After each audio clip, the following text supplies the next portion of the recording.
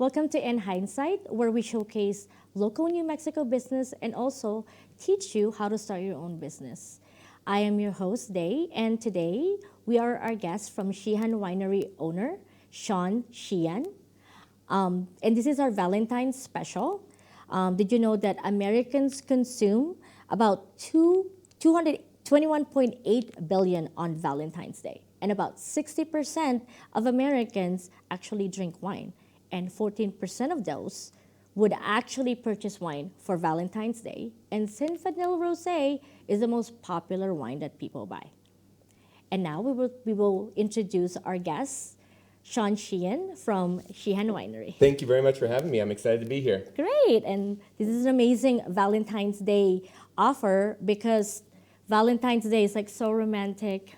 People drink wine all the time, but I feel like in Valentine's Day, people drink more wine. Oh yeah, rosé all day on Valentine's Day. We do a bunch of wine and chocolate pairings at the winery during Valentine's Day. We have a bunch of people coming through, people doing romantic things. We've got proposals, we've got flowers, we've got all kinds of stuff going on at the tasting room.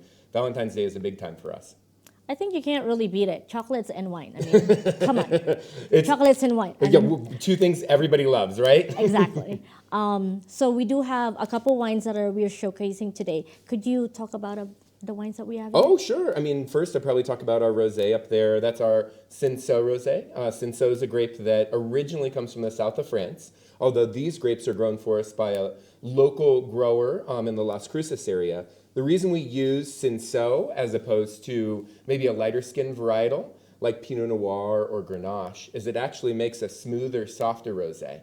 The reason for that is pretty interesting, at least to me as the winemaker, which is that the way that red wine turns red is by touching the skins of the grapes. So all the juice for all the wines is clear. The only way red wine gets red is by touching the skins over and over again. It's kind of like almost like steeping tea or making coffee, where the juice is touching the skins over and over and over again to make red wine. The way we make rosé wine is we do that process, but for a much shorter period of time. To make one of our big, bold reds, we're probably looking at 10 days, as much as 2 weeks of what we call skin contact, where the juice is touching the skins and fermentation is going on. With a rosé, we are looking at about the time that it takes to eat lunch. So maybe an hour of skin contact by contrast instead of 2 weeks to get a nice rosé color.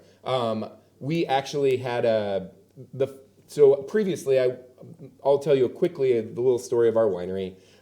It's my dream come true to have my own little winery here in New Mexico. The way I have a winery at all is I work winemaker during the day and waiter at night for about 10 years. So all my winemaker money went to paying our mortgage, keeping a roof over our heads, and every dollar I earned working at Seasons Restaurant in Old Town Albuquerque, waiting tables, went to starting our winery. So I actually had this little green tea box, this little red tea box in our kitchen that all my tips would go into. At the end of every night, we put those tips in there, put it in a separate bank account with the idea of starting our own spot. And so after 10 years of making wine during the day, learning the process, apprenticing under some really great winemakers, and eventually becoming the head winemaker and winning the best wine in the state a couple times working for other people, we finally got our doors open in December of 2015. I bring all that up in relation to the rosé to say that initially I had only made rosé from really lightly colored wines and lightly colored grapes, things like Pinot Noir and Grenache, where we would crush the grapes up and leave them in the tank overnight to get enough color to be able to then press them off in the morning and have a nice rosé color. Well, I heard from a friend of mine that Cinsault is just an amazing grape to make rosé from. It makes such a good flavor. It makes such a smooth rosé, but he didn't tell me anything else. So I crushed it up, left it in the tank overnight, pressed it off in the morning, and we had red wine. So I was like, oh man, we gotta try this one over again. So if you ever, they don't hardly exist anymore, but our 2015 rosé was pretty darn purple for rosé. The nice thing about the Cinsault grape is it gives color so easily. And so that makes it such that you end up, so now the process, instead of crushing grapes up, leaving them overnight, so about 12 hours of skin contact, and then using the press to separate the juice from the skins in the morning, that process worked great for the whiter skin grapes. But for the darker skinned Cinsault grape, basically what we do is we crush the grapes directly into our press. So we've got the juice going through the screens of a press, and allowing all the juice to flow out, flow out, flow out. When the press is full, we go take a little lunch break, go hit up our local taco truck, have a nice taco lunch, which is usually what we do during harvest. And when we're done with lunch, it's time to press off, and we end up with this nice, oh, let me reach forward, nice bright rosé color. So really juicy, really pure. The benefit of that is that while the juice is touching the skins, it's not only pulling color, but also the tannin that can cause that drying or kind of sandpaper sensation on your tongue. With red wines, that's something that you expect, and that kind of textural component that causes the wine to taste kind of a little bit rougher is mitigated by us putting the wine in oak barrels, which we can definitely talk about later. With rosé, we're never going to put it in a barrel and smooth out that textural component, which means if the wine sits with the skins for 12 hours instead of 1 hour, it may be as much as 12 times as kind of coarse on the palate, because we don't have a way of smoothing out those tannins in a rosé, which we basically treat like a white wine after we first press it off. So for me, the first one we made, we barely won a bronze medal at the state fair. We were very lucky to like even get over that line. It was barely rosé. Now we consistently win gold medals for this version of our rosé, which I think is really beautiful, really fresh, and perfect for Valentine's Day. Oh, that's so great. The reason that I actually found Sheehan Winery is because I went to an event, and me and my husband actually ended up picking up grapes, which is really cool because you always see it on TV, kind of like romanticized, but it was really cool because like, you know, they give us the equipment and we get to like kind of have like the fruits of our labor and kind of see like how wine is actually made from start to finish. So that was really neat. Have like the community actually join. Do you guys do it every year? Yeah, I remember you guys coming. That was awesome. We do our big community picking as our celebration of the end of the harvest season. So we grow a grape called Chamberson, which is sort of our New Mexico Pinot Noir in quotation marks. In a lot of ways, it's too hot to grow Pinot Noir in New Mexico, so we grow Chamberson instead. It's one of our best-selling wines, and we grow those grapes down in Bosque Farms at our Elise Vineyard, named after my wife. Good way to make friends with your wife. Name a vineyard after her. It's a trick you can only pull once. Elise Vineyard number 2 doesn't sound as good, but for us, that is the way that we can bring the community together. We bring our wine club members in. In the last couple of years, we've partnered with Yelp, and they've actually gotten us a food truck. They've gotten us a lemonade stand. They've gotten us, snackies and coffee and breakfast burritos to keep people, excited about picking the grapes. Traditionally, both pre-COVID and then last year, we get about 100 plus people to come pick the grapes, which means we're usually done in an hour and a half or 2 hours. Picking grapes is super fun for an hour and a half and 2 hours. For months and months and months, a little less fun, but yeah. I think you guys had a good time. Yeah, it was actually faster than I thought it was going to be. I thought it's going to be, this was a lot more work than I thought I was anticipating. But like there was so many people there, everybody just having fun. We're just listening to music. Like, do you guys have like those big speakers? We got the DJ out there. It was really we fun. The music pumping. And the key to that thing is to like get a good turnout. Because when 20 people show up, I'm like, oh, sorry guys. Like it's going to take a while. But when we get 100 plus to show up, which blessedly we have over the last, traditionally we get 100 plus people to show out, and at that point it's like easy peasy. Yeah. As soon as they see all those cars parking and everybody's jockeying for their parking space, I'm like, it's gonna be a good day. You know? It's just like I even saw some people come in even later, and they're just like, we actually finished already. Those are the smart people. Those are the smart people. They just came to eat and drink the wine, because then we always pour the last year's wine that the people picked. So this year we picked October 7th-ish of 2022. And we were pouring the 2021 Chamberson wine that wasn't quite released yet, but I always think, especially because we have a lot of people return year after year, it's so fun for them to taste the wine that was made from the grapes they picked the year before. And it is really cool to just like able to like touch the grapes by hand, cut them with the little equipment, and then after having a burrito and then actually tasting the wine that last year was picked by other people kind of connection. Because I am not from New Mexico. I've been living to a couple different states, New York, Denver, South Carolina. But like being New Mexico is actually amazing. Like the nature is just so beautiful. Like there's a joke between me and my husband whenever we see sunsets everywhere else. We're like, this is okay, but it's not a New Mexico It's sunset. true. It's true. You know what I mean? So it's just like to have like that kind of community outreach of like actually knowing this business, seeing how it starts to like to the end, how they, get the grapes and like get it together and then see the actual product and you just drink it while you're eating a burrito. It's just like so fun and exciting. Yeah, I mean, I'm biased. I'm from here. I was born at Presbyterian Hospital on Central, lived in New Mexico most of my life, although in my early years, I moved around a little bit doing the entertainment industry stuff. So went to film school in Los Angeles, worked in the entertainment industry in LA and Chicago and New York, but eventually decided it was time to come home to New Mexico and start a winery. Great. So I have this like little icebreaker of like you tell me 5 jobs that you have in your lifetime, but one of them is a lie, and then I have to guess which one is it. Like which one I don't think you didn't do. Oh, geez. Okay. Well, my first job was selling newspapers door to door. That was a rough one.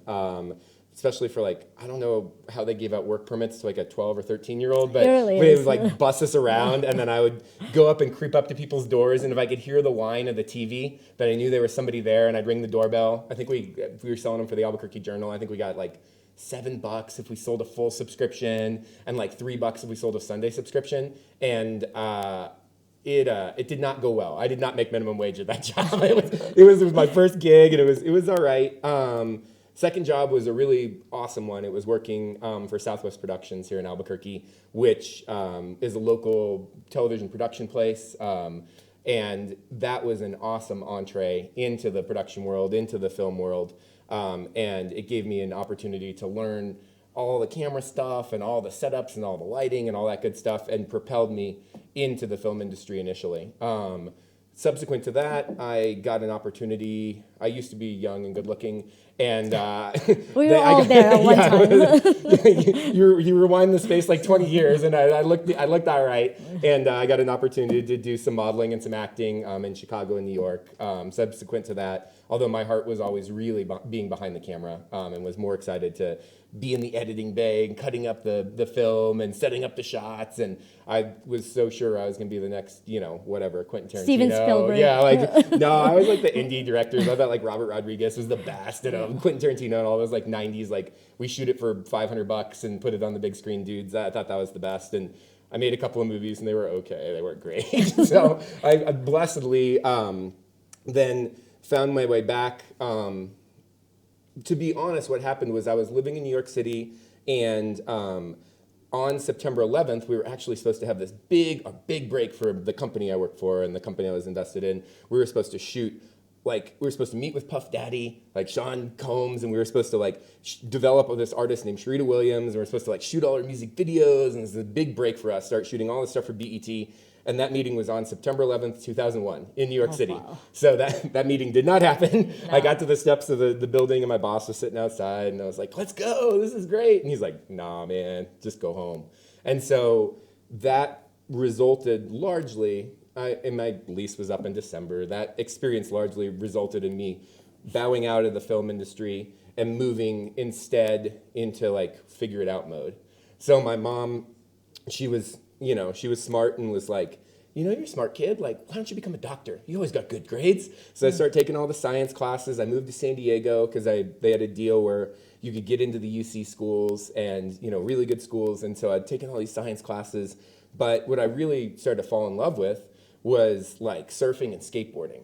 And so the way that I was able to support myself as I was going through all that stuff was I was doing skate stuff for lower level, get sponsored by the local skate shop and then try to shoot videos and use all my video stuff and film for those guys.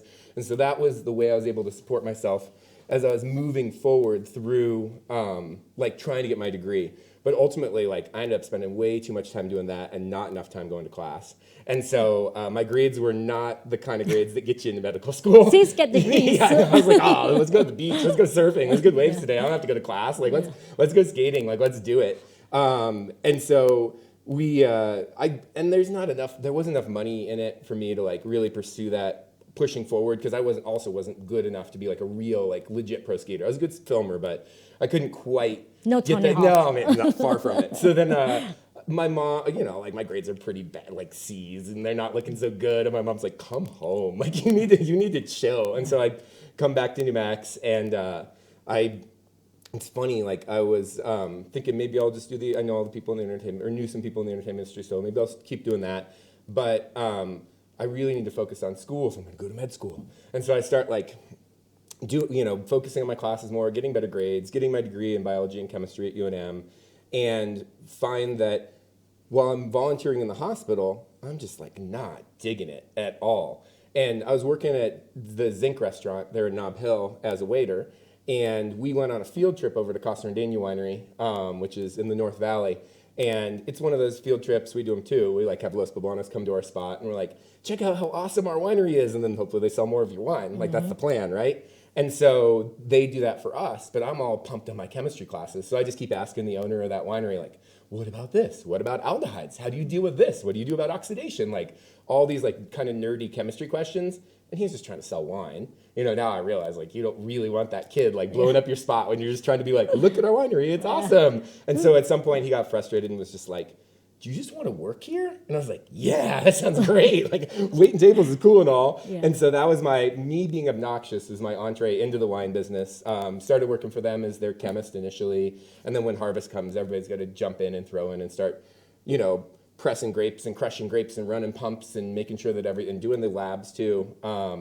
And from there, it was just kind of smooth sailing forward. Oh, great. So that was. So now I'm the wine. Now fast forward 10 years, and we keep on putting all that money in that green tea box, and we put enough money away that we buy all the pumps and tanks and forklifts and all the stuff you need to start a winery, and finally get our spot open. And now my current job is winemaker and owner of a winery here in New Mex, which is pretty awesome. It's like my dream job. Oh, I'm like I'm 50-50 with this kind of game because like sometimes I'm good at it. Sometimes they're like, yeah, you totally like. So I'm like, because I see all the other jobs, but I would say the first one is not real, but I think it is. But am I right? No, I like to skateboard, but I'm not that good at it. So I never actually made friends with all those people in San Diego to like go skating and like. I like to skate, and I got back in the day when the beach zone existed in Nob Hill, we used to like get free decks from them. We thought we were sponsored. We thought we were so cool. We were like 13, 14, 15. We'd hang out at that skate shop and watch skate videos all day. Like school, get home. I went to Jefferson Middle School. It was like walking distance from them, and so we would skate over there, and then just like hang out with the dudes in the shop. And so I always loved skating, but I was never good enough at it for anybody to pay me $1 to do it. So that was the fake one. Yeah, because like I did have like some friends and an ex that was skater, because like there are like different levels of like skating videos and all that stuff. So I can see kind of like, especially if you're in California. So I'm just like, which one is it? I also don't have the build for it. Like much better built to like play football or something. Like all my friends who are really good at it are, look like gymnasts, super light, and can fly through the air, and I was always just struggling to get off the ground. There's a lot more athleticism than with skateboarding than people think. It's people no think joke. it's just it's so hard. Yeah. It's so hard. Like it's just like you have to make sure, because like you have to make sure like you're focused, because like if you're not balanced, you will fall, and you will fall hard, and it will hurt. Oh man, everything. It's a young man's sport. Like I would 15, 16, even by the time I was getting my early 20s, I was like, oh, I can't keep like getting scraped up like this. Like I had to chill. But surfing and snowboarding are way easier on the body. Wow. So like I'm a chef, so like there's always like in any industry of like an expectation versus reality kind of thing. So like they think I just like work in a restaurant and eat every food that I serve, and and it's just like I get like so many accolades for being a chef, which is like completely opposite, because it's just like I'm just tired working on holidays and weekends. Like by the time I ended my shift, I don't want to eat because like I'm just surrounded in food all day, so that kind of thing. So it's just like I don't doubt that like people do romanticize winery and winery owners. And that's why like I wanted to make sure that people who want to start their business actually know the expectations versus the reality, because there is some of those dramatized thing. I do love food. I do love being surrounded by food. I do love creating stuff, and people coming back to me day after day because I made the perfect egg. And to some people I think it's trivial, but like I think whatever industry you're passionate about, like it means something to you because that's what you're passionate about. So like what I wanted viewers to know is just like when you are doing your winery in your winery room, like how did you start? Like what are the things that you needed to get started, or people even have to think about? Because like now we get bombarded by information by like get your LLC, get your EIN kind of thing. And I think we need to like actually just like focus on like as a person, like what are the things and the steps that I need to do or what I need to make if I'm trying to like have my own winery or have like my own wine room. Absolutely, yeah. I definitely try to give people a realistic idea of what it is like to both start a winery and then run a winery and see. I've been fortunate; my winery has grown quite a bit. When we first started out, we had maybe 6 barrels of wine in the whole world and like 2,000 bottles, and now we have, geez, nearly 50 times that. It's So you're grown just like telling me crazy. that you're gonna send it to me so I can put it in my fridge? Of course, of course. But no, the process of starting a winery, probably anywhere. So there are pluses and minuses to starting a winery in New Mexico, and mostly pluses from my perspective. You can start really small. You have the festival kind of infrastructure to support you because you don't have to immediately open a tasting room, take on all this overhead. For me, we started really small. The winery is located at my house in the South Valley of Albuquerque. We have a little house in the front. And initially, we purchased the property for 2 main reasons. Well, my wife liked it, 3 reasons. My wife liked it. Reason number 1, very important. But then reasons 2 and 3 were to do with the winery. There's an 80-year-old adobe building in the backyard that already had 220 power. It had its own electrical sub-panel, which meant we could run all the winery equipment without having to run additional electrical, which is thousands of dollars. And the adobe was really good insulation. Really, really thick walls, more than a foot thick. So with a winery, you have to keep it 60 degrees Fahrenheit, 60 to 65 degrees Fahrenheit all year round, 365 days a year, or it's bad for the wine. And so you run a lot of air conditioning in the summertime and you run some heating in the wintertime. And so for us to keep the costs down, having this adobe building that we then sealed up, we re-stuccoed it, we made sure that it was really airtight was important. And that's the kind of like thing, we have pictures of me spraying in the insulation, redoing the drywall, re-stuccoing. I mean, those are the kind of the sweat equity that a lot of people don't think about when they're starting their business. The other main advantage to where we live and where the winery currently exists is that we are not in Albuquerque. There's only basically one winery in Albuquerque. It's just Gruay. Every other winery is in the county. Casa Rendeña is out in Los Ranchos. There's a wineries in Corrales. And we're down in the South Valley. We're about 2 blocks out of Albuquerque proper. We're in the unincorporated part of Bernalillo County. And in that part of the world, they allow you to do home-based businesses. And so there is a law, or I think it still exists, where you have to have 250 grapevines on your property in order to start a winery in Bernalillo County. So we put in our 250 grapevines. And then there's a lot of hoops to jump through from a paperwork and legal standpoint that can take a couple years. And it's easy to get discouraged because there's not really anyone to guide you. You have to get your federal winery license, then you have to get your state winery license, but only after you get county approval and zoning approval and then to come out and check out your property and all that. So that part of the process, you can't quit your day job. For me, continuing to make wine and continuing to wait tables to build up kind of a war chest to be ready to go. Because then as you scale up, people don't really think about all the things you have to buy and the lead time. So the breweries in a lot of ways have huge advantages because they can turn their product around really quickly. Like if a brewery is really blowing up, awesome. Let's buy some more tanks. Let's up production. And within a couple months, they can double their size because beer doesn't take all that long to produce compared to wine. Whereas for us, we went to our first wine festival, big wine festival at Memorial Day, Balloon Fiesta Park, 2016. And on that one weekend, we sold half of the wine we owned. It was just gone. And they were like, oh, what do we do now? And it's not like you can just magically wave a wand and make that wine appear. We had a bunch of money in our bank account, but we couldn't, comparatively, compared to what we had before the weekend. We did really well, but then it was like, oh gosh, we need to buy grapes. We need to buy barrels. We need to buy glass. We need to bottle this other wine that we made from before. And honestly, the length of time that the process took was really helpful to me because we got our federal license in 2012, and with a federal license, you're allowed to make as much wine as your heart desires, but you can't sell it until you have your state license. And so for us, we made wine in 2012 and 2013 and 2014, 2015, and it wasn't until 2016, basically, that we could sell the wine. So we had all those back vintages, loaded up, such that we did have the ability to scale a little bit, but we also had to reinvest. And I think when people start their businesses, they really need to keep in mind that even as money's coming in, that money needs to go right back into your business if you're going to grow and you're going to succeed. My wife, blessedly, was happy with me basically not paying us for the first couple of years of the business and reinvesting almost everything back into the business such that we could go from a winery that made a couple thousand bottles of wine a year to now a winery that's going to make nearly 100,000 bottles this year. And so by really reinvesting, we were able to scale up, but it takes discipline because you see your bank account blow up, but then especially in the wine business, harvest is coming. And we farm now about 12 acres in the Albuquerque area, and that's been a slow process of building up to that size. We started with 3. But we also have to purchase quite a few grapes to keep up with demand.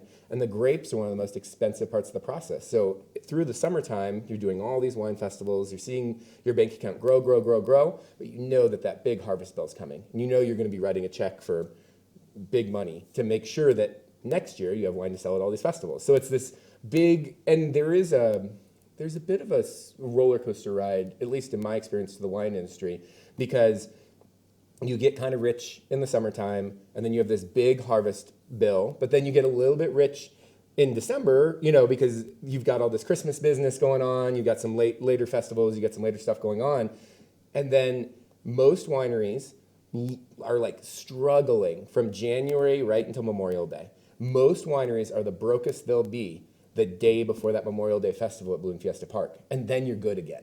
And so in the first couple years, I would see our bank account scraping down to like single-digit thousands of dollars in the winery operating account. Like, oh, geez, we're going to go broke. And now, thankfully, we've got a little more of a cushion. But even so, you have to be really disciplined, and you kind of have to have the stomach to ride those waves of the kind of getting fat and then getting real skinny in the wine business. Okay. So if you have any advice for people that are dramatizing winery, or it is really their passion, what would you say about how many, let's just say, if you do start your business, how long would it take for you to get a federal license for liquor license? How long it would be to get that state license? So what are the steps that you need to take, what licenses you need to take, and then how long it takes in between? Absolutely. The federal license is pretty quick. It's like 3 to 6 months, probably closer to, post-COVID, probably more like 6 because they're all backed up. But federal license is easy. You draw a picture of your property, you send them a couple pictures, they're never gonna come because they don't live in New Mexico, and they're just gonna rubber stamp you, send them $1,500, no biggie, easy. The state license, by contrast, those people will come to your space, they will make sure that the electrical looks good, they're gonna make sure that you have a real winery, because in the past we've had people who made fake wineries. We had a hair salon, they got a winery license so they could serve champagne to their people because a winery license is a lot cheaper than a full liquor license. And so now they really crack down on that. So I'd say a reasonable amount of time to get your state license would be a year to 2 years, depending on how diligent you are, how well set up you are. But honestly, the thing I would recommend before anything else is to learn how to make wine. And the best way to learn how to make wine is to work for a professional winery, like a commercial winery. Because making wine on a small scale in your backyard is really difficult to make good wine, and when you scale up, it's just the basics of the chemistry are the same, but everything else about the process is pretty different. So I think my journey was a good one for me. It took longer than maybe I would have liked, 10 years from my first harvest until having my own spot. But I did learn, I made a lot of mistakes along the way, but I made those mistakes, honestly, working for other folks. And so we were able to learn how to fix the things that we did wrong. I was able to refine the craft, refine the process to the point where now, I think that one rosé excluded, I think we basically have never put a bad wine in the bottle. I mean, we've won a lot of awards. We won the best wine in the state 3 years in a row at the state wine competition. This year at the state wine competition, we won 8 gold medals. I think the next winery won 2 or 3. We're doing a really good job making really good wine, but that's only because of the years prior. So there's no replacement for that experience. You can't kind of short track the process or fast track the process. Or you can't just YouTube it, like most people think. No. I'm just gonna YouTube this. There's the science part of it, and the numbers matter, but there is I mean, I call it experience more than art. I think it's kind of pretentious to be like, oh, we're artists. No, you smell a barrel like, oh, I know what that is. I know how to fix it. And you just like go through and fix all your problems and fix them early. The earlier that, if you can identify a problem early in one of your wines and fix it quickly, then it generally won't impact the flavor all the way down the road. I mean, there are some problems that are really big and really scary, but most of the problems, but through good process, through good record keeping, people think that we sit around and drink wine all day.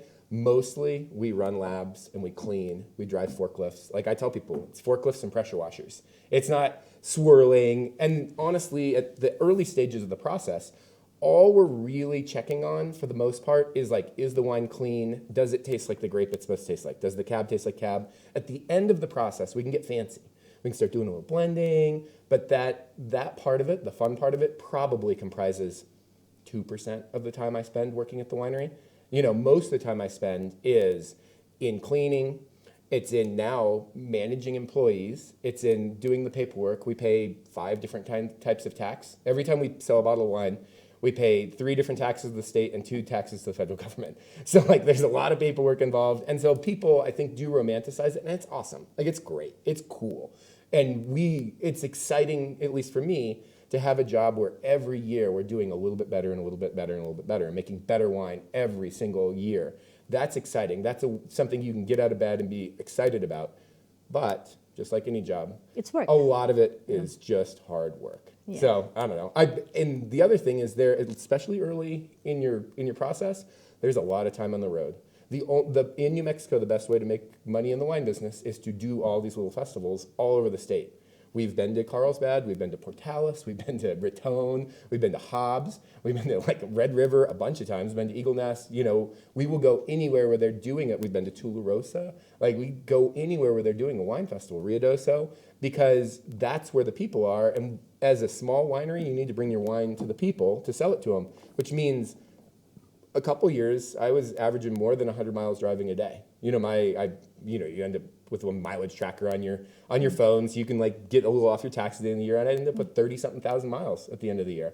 And so the actual grind, the actual when you're starting out, you can't afford employees.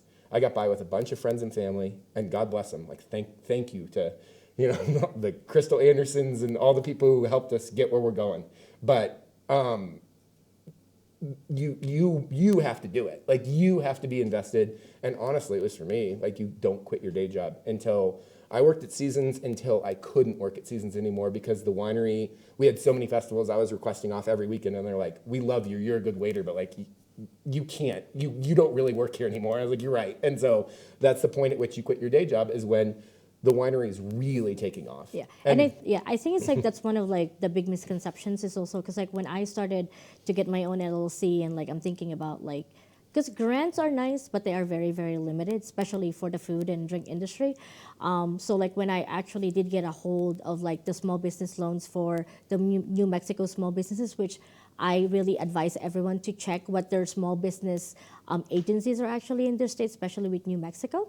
And they actually told me what are the 3 things that you need to actually get a small business loan. And one of it is to keep your day job, because you have to make sure that you'll be able to pay that loan. And I think that's what people think. Just like, well, I'm going to start my business. You know, I'm going to be a millionaire. But the thing is, like, you have just like all the loans, you have to back it up, and you have to be able to pay it. So for the people that like want to know about wine, should they go to school? Like, are there like winery schools, or or should they apprentice like into what? Like, are wineries allowing apprenticeships, especially in New Mexico? Yeah, CNM is starting a winemaking program. My assistant winemaker, Ann Stecker, is actually going to be one of the instructors, and I helped put together that program for CNM. So I was a part of the making of the curriculum, and my assistant winemaker, Ann, is gonna teach over there. So I would say going to CNM and getting that initial baseline is a wonderful way to start. There are prestigious wine schools in California and also in Cornell in New York, but they're much more expensive. And from my perspective, I think that here in New Mexico, what we really need we need more young people in the industry. We need more good wines to be produced across the board, and a basic working knowledge that you would get from like a community college start. and then go get yourself a job at a winery and work it for a while. A good, like a winery where you like the wine, where you think they put out a quality product. I think that's the pathway that makes sense to me. Also, I just want to make sure you actually tell us any promotions for Valentine's Day for Sheehan Oh Winery. yeah, sure. You know, Yeah. there are some folks Yeah, that need some plans and Absolutely. ideas for Absolutely. Valentine's Day. I know my husband does. I'm happy to promote the business. I mean, I'm down to talk about New Mexico wine all day, because the initial, I'll tell you the promotions for the winery, but like honestly, the initial goal of my adult life, after I thought I would maybe be a movie star or a famous film director, once my real adult life started around the age of 25 or 20 something, 24, was to have my own winery. And blessedly, like through hard work and good luck and a lot of help from friends and family, that's happened. Now my goal, I mean, blessedly the winery is doing well, my new goal is to really help raise the industry in New Mexico up, to help really get people in the community excited about wine and winemaking in New Mexico, to continue the festivals pushing forward and get people really jazzed on the consumer side, and to get young people excited to be in the industry. Because so many of the wineries in this state are people who maybe made money and they want to do it as a second career. And there's nothing wrong with that, but it does help to have an industry, have a lot of young people in it, where you've got people in their 20s and 30s with a ton of energy, there's an a ton of influx, passion, and people who need to make money at it. I had to make money at it, which is why the wines were good. I couldn't put bad wine in the bottle, or I was going to have to go back to waiting tables. And so, like, you need people with that kind of pressure also to make, pressure makes diamonds. It also makes better wines, because you have to be on top of your stuff. You can't just pour stuff out because you can't afford to dump something. We've basically dumped nothing ever, and the thing, we won the gold medals and all that stuff. The thing I'm most proud of with our winery is that every single wine we've ever produced, we've submitted to the state wine competition, and we've won a medal for every single one of those wines. Most of them silver, some of them gold, some of them bronze. But that's more than 200 wines that have been judged by wine professionals to be good, at least commercially viable, at least something that somebody's gonna be like, yeah, it tastes good. Some of them are awesome. Like most of the stuff that we have up here is display wines or gold medal winners. Of course, that's what I'm gonna bring for a TV deal. But to be honest, the thing I'm most proud of is that our name and people's perception of us is that we put good wine in the bottle. And the only way you get there is by apprenticing, is by learning on the job. I'll tell you about our Valentine's Day promotions. I'm supposed to promote the business, I suppose, if I'm going to be on TV. Basically, we're doing wine and chocolate pairings in the tasting room, and we have our sommelier put together the perfect pairings for wine and chocolate. That is for everybody to come. Our tasting room is located in Old Town Albuquerque, right on the Old Town Plaza. So in the same plaza where they have the big Christmas tree that gets lit every year, we are just tucked in on the left there. The address is 303 Romero Street, Suite S110. We're open 7 days a week. The only 2 days we're closed every year are Thanksgiving and Christmas Day. And we're open from 11 a.m. to 8 p.m. daily.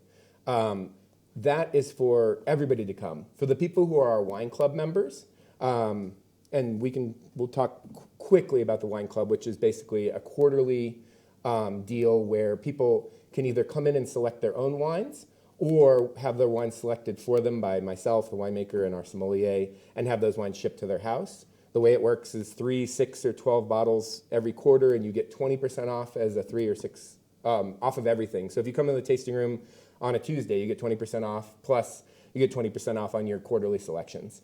And for 12 bottle members, it's 25% off of everything.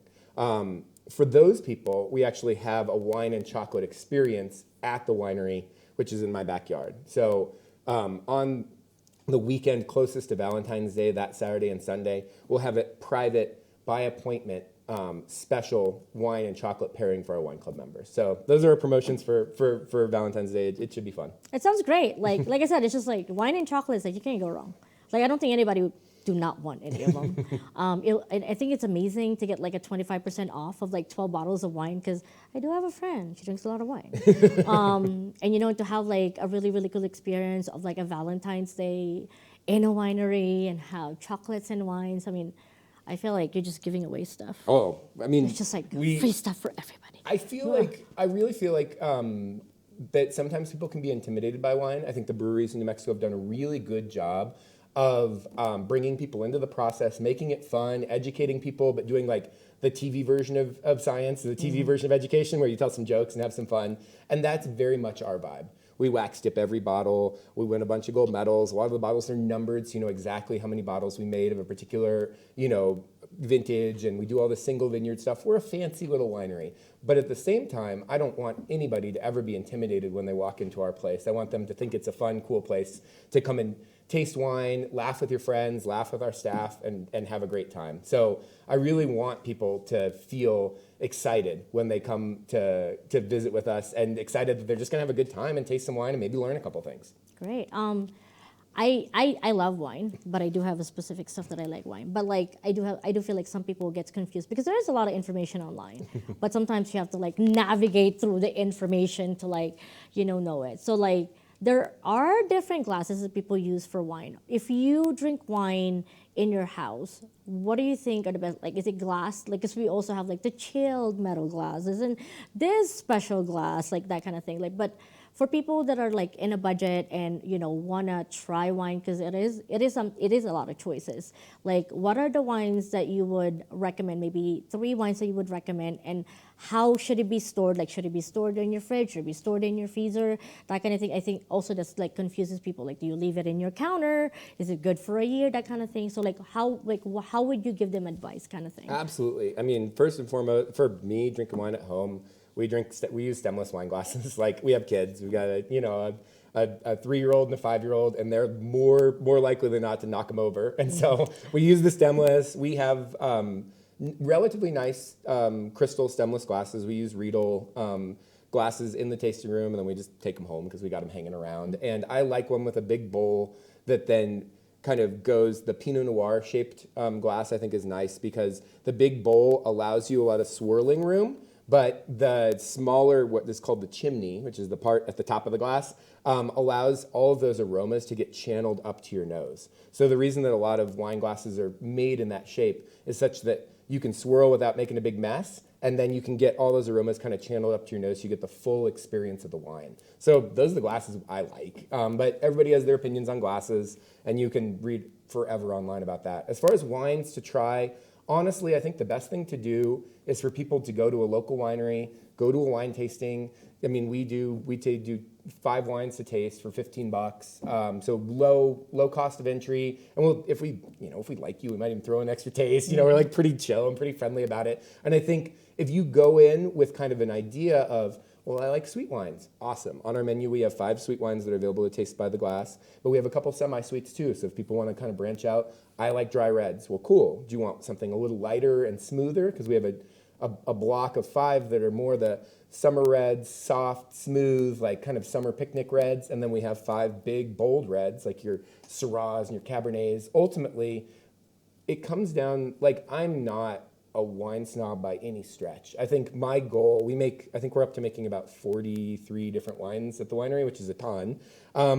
And my goal with every single one of them is to make the very best example of Moscato, of Red Zinfandel, of Rosé, of like Cab, whatever.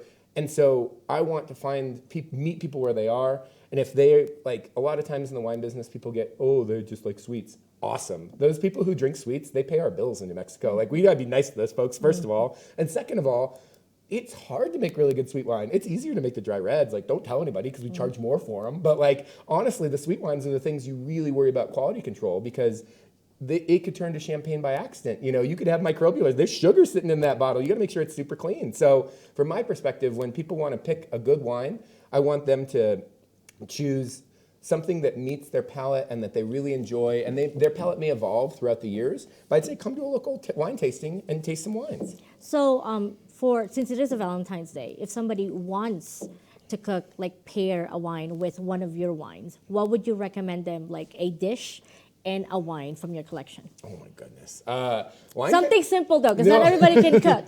Like, I'm a chef, so like sometimes I will tell my husband, like, cook for me for Valentine's Day. He's like, no, I'm just gonna make a reservation. So my rules with wine pairing are that the most common pairing is to do like with like. So if you have a dish that has a little bit of spice to it, you want maybe a spicy red wine to kind of pair like with like, and those flavors reinforce each other and enhance each other.